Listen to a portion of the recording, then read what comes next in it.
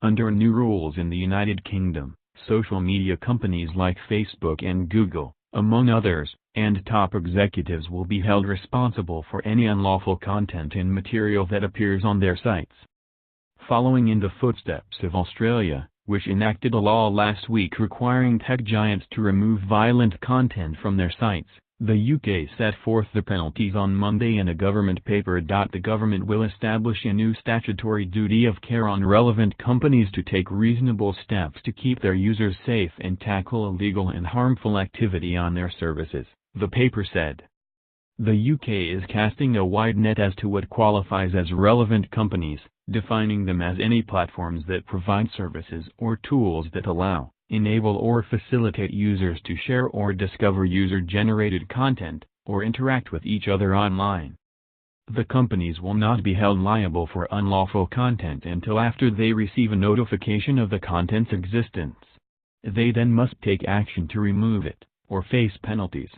The companies will be required to have a reporting process that is easy to use and that provides users with clear explanations of any decisions made.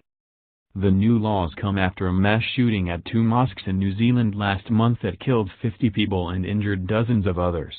The shooter live-streamed much of the massacre on Facebook and the social media company struggled to remove it.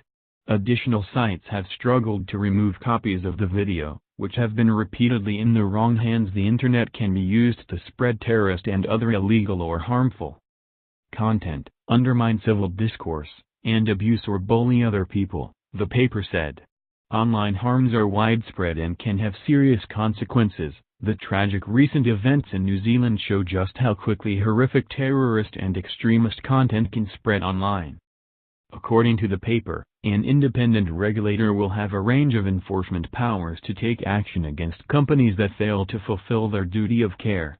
While the goal of the new law is to have social media companies quickly remove harmful content, those that do not comply will face substantial fines and hold those in senior management roles responsible.